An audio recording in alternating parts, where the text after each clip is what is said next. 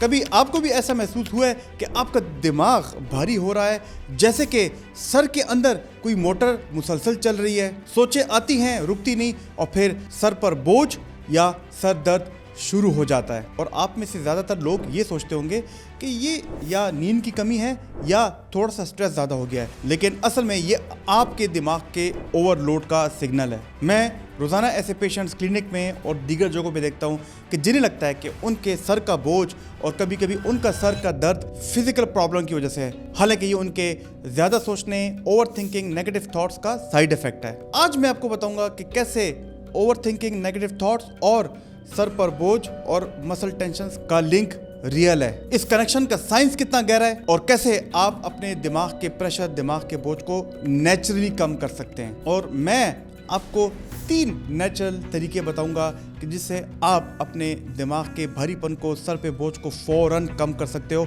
Naturally. तो जुड़े रहना मेरे साथ। दोस्तों, मेरा नाम प्रोफेसर डॉक्टर अली मुफ्ती है। मैं एक साइकेट्रिस्ट हूँ और हमें रोज़ ऐसे लोग मिलते हैं जो कि यंग होते हैं या मिडिल एज, बल्कि 60 एंड अबव होते हैं। वो ये कहते हैं कि डॉक्टर साहब, हमारा सर भारी रहता है, सर पे बोझ रहता है, हमें बार बार हेडेक्स रहती हैं और इसके लिए हमने सारे ब्लड टेस्ट कराए, इसके लिए हमने इवन CT स्कैन और MRI करवाया, वो भी नॉर्मल है। इसके लिए तरह तरह की पेन किलर्स खाते हैं, तरह तरह के मसल रिलैक्सेंट खाते हैं, लेकिन उसका भी असर नहीं होता। और आखिर में जब वो हमें कहते हैं कि डॉक्टर साहब क्या इसका इलाज पॉसिबल है, मैं उन्हें कहता हूँ कि जब आप व्हाट इफ, काश और क्या होगा जैसी सोचों में मुब्तला रहोगे, ओवर थिंकिंग करोगे, आपके दिमाग के न्यूरॉन्स, सेल्स कंटिन्यूसली फायरिंग करेंगे, आपका दिमाग ओवरलोड रहेगा, तो फिर उसके बाद सर पर बोझ और नेक पे टेंशन आएगा। लेकिन अभी आप सोच रहे होंगे कि हमारी ओवर थिंकिंग, नेगेटिव थॉट्स हमारे सर पर बोझ, नेक स्टिफनेस और इवन सर दर्द पर इम्पैक्ट कैसे करते हैं। तो चलिए इसको समझते हैं। तो दोस्तों, याद रखिए, ओवर थिंकिंग, जिसे हम नेगेटिव थॉट्स भी कहते हैं या अनरियलिस्टिक थॉट्स भी कहते हैं, आपके ब्रेन के फ्रंटल लोब में जन्म लेती हैं किसी सिचुएशन में या ऑटोमेटिकली खुद ब खुद। अगर आपको ऐसी थॉट्स आती हैं कि क्या होगा, काश ऐसे होता, व्हाट इफ, या मैं फेल हो जाऊंगा, या इस काम में मेरी परफॉर्मेंस कैसी होगी, या फ्यूचर के बारे में वरिंग थॉट्स, होपलेसनेस होती है, हेल्पलेसनेस होती हैं और आपकी सेल्फ एस्टीम भी डाउन रहती है और अपने आप को लेके आप डाउट करते हो कि मैं अच्छा परफॉर्म नहीं कर पाऊंगा। और लोगों में ये भी देखा गया है कि ऐसी सोचें दिन के बजाय रात के वक्त में आती हैं और इससे इवन रात की नींद भी खराब होती है। ऐसी सोचें जब आपके ब्रेन में ज़्यादा हो जाएं तो ये सोच आपके इमोशनल सेंटर में जाती हैं, जिसे हम एमिगडाला भी कहते हैं। ये छोटा बादाम जितना हिस्सा होता है। ये आपके इमोशनल सेंटर्स को प्रोवोक करती हैं, उनको मजबूर करती हैं कि वो बॉडी को डेंजर जोन के लिए तैयार रखे, बॉडी को अलर्ट जोन के लिए तैयार रखे।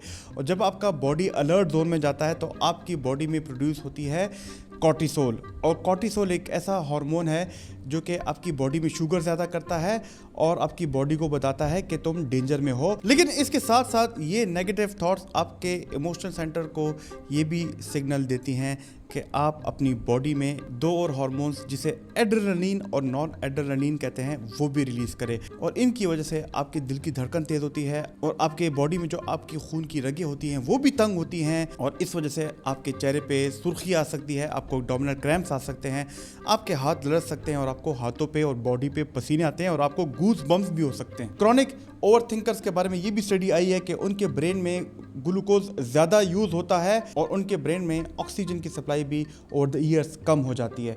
इस वजह से उनकी ब्रेन में नेगेटिव स्ट्रक्चरल चेंजेस आती हैं। MRI स्टडीज़ भी दिखाती हैं कि वो लोग जो कि बहुत ज़्यादा डिप्रेशन में होते हैं, बहुत ज़्यादा एंग्जाइटी में जाते हैं, उनका एमिगडाला दूसरे लोगों के मुकाबले में इनलार्ज्ड होता है। अब आप सोचिए कि अगर आप इस टॉक्सिक साइकिल को, इस लूप को नहीं तोड़ेंगे तो सिर्फ ये सर पे बोझ नहीं बल्कि आपकी बॉडी में और भी नेगेटिव चेंजेस लाएगा, आपकी फिजिकल सेहत को मुतासिर करेगा। तो दोस्तों, वो लोग जो कि बहुत ज़्यादा ओवर थिंकिंग करते हैं, उनके अंदर हर वक्त नेगेटिव इमोशंस आते हैं, गुस्सा आता है, इरिटेबिलिटी, और उनकी बिहेवियर में भी एक अवॉइडेंस आ जाती है, वो आइसोलेशन में रहते हैं। और उसके अलावा दिमाग भारी रहना, हमारी नेक पे पेन और टेंशन, हेडेक, ये सिर्फ एक रेड फ्लैग साइन होती हैं और ये इंडिकेट करती हैं अगर इस पे काबू ना पाया गया, इसको ट्रीट ना किया गया, तो ये आगे जाके आपकी बॉडी में क्रॉनिक चेंजेस आएंगी और हो सकता है कि आप जो स्ट्रेस ले रहे हो बार बार, जिसके नतीजे में आपकी थॉट्स मुतासिर हो रही हैं, उसके नतीजे में आपकी बॉडी में दिल की बीमारियां, शुगर की बीमारियां और फॉलेज जैसी बीमारियां भी आ सकती हैं।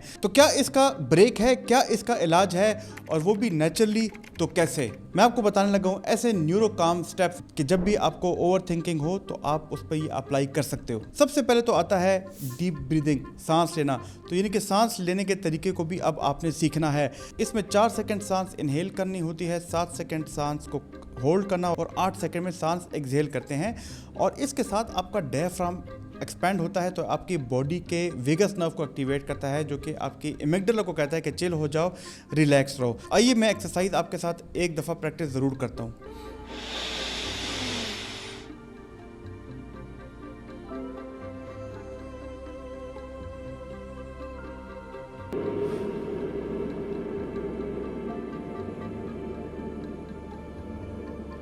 लेकिन इसके साथ साथ एक दूसरी न्यूरोकाम थेरेपी भी है जिसे हम प्रोग्रेसिव मस्कुलर रिलैक्सेशन कहते हैं। और इसका भी यही कॉन्सेप्ट है कि आप अपने किसी भी बॉडी मसल कंपार्टमेंट को टारगेट करो और उस पर काम करो।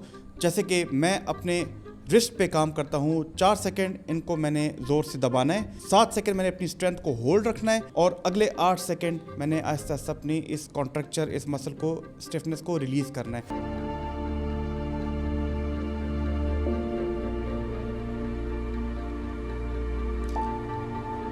मैंने इतने जोर से दबाया हुआ है कि मुझे पेन हो रहा है। अभी रिलीज कर देना। लेकिन दोस्तों क्या ये अच्छा हो कि जब आप डीप ब्रीदिंग टेक्निक और प्रोग्रेसिव मस्कुलर रिलैक्सेशन को कंबाइन करके करो तो ये इंतहाई पावरफुल थेरेपी बन जाती है। और इस थेरेपी को समझना बहुत ज़रूरी है। इसको समझने के लिए हमारी ये वाली वीडियो ज़रूर देखना, जिसमें आप जब भी स्ट्रेस में हो ये वाली एक्सरसाइज कर सकते हो, कहीं भी किसी भी सिचुएशन में। या अगर आपको स्ट्रेस नहीं भी है तो आप सुबह, दोपहर, शाम 3-3 मिनट ये एक्सरसाइज करो। इसमें आपके दिमाग में मौजूद एमिग्डाला, इमोशनल सेंटर की ओवर एक्साइटेबिलिटी कम होगी। लेकिन दोस्तों जो पहली 2 थेरेपीज मैंने बताई ये तो आपके इमोशंस, एमिग्डाला और बिहेवियर पे काम करती हैं। लेकिन एक ऐसी थेरेपी जो कि आपकी ओवर थिंकिंग, नेगेटिव थॉट्स पे काम करते हैं, उसे कहते हैं कॉग्निटिव बिहेवियर थेरेपी। यानी कि आप अपनी सोचों को आइडेंटिफाई करो कि कौन सी नेगेटिव थॉट्स है, उन सोचों को आप रियलिस्टिक सोच में चेंज करो और उस रियलिस्टिक सोच, पॉजिटिव सोच के नतीजे में आपके इमोशंस बेहतर होंगे और फाइनली आपका बिहेवियर भी बेहतर होगा। दोस्तों उम्मीद है आपको मेरी ये वाली वीडियो पसंद आई होगी। अगर आपको CBT के मुतालिक डिटेल से जाना है तो हमारी ये वाली वीडियो देखना, आपको बहुत फ़ायदा होगा। मेरी कोशिश है कि इन वीडियोज़ के ज़रिए आपके अंदर मेंटल हेल्थ रिजिलियंस लाऊँ और आपके अंदर मेंटल हेल्थ अवेयरनेस लाऊँ। अल्लाह ताला आपका हामी और नासिर, शुक्रिया।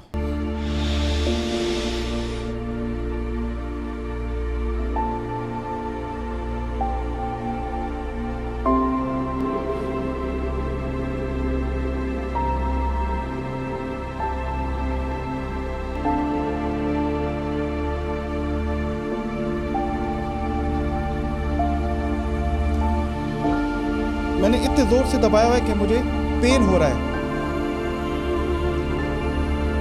अभी रिलीज कर दो।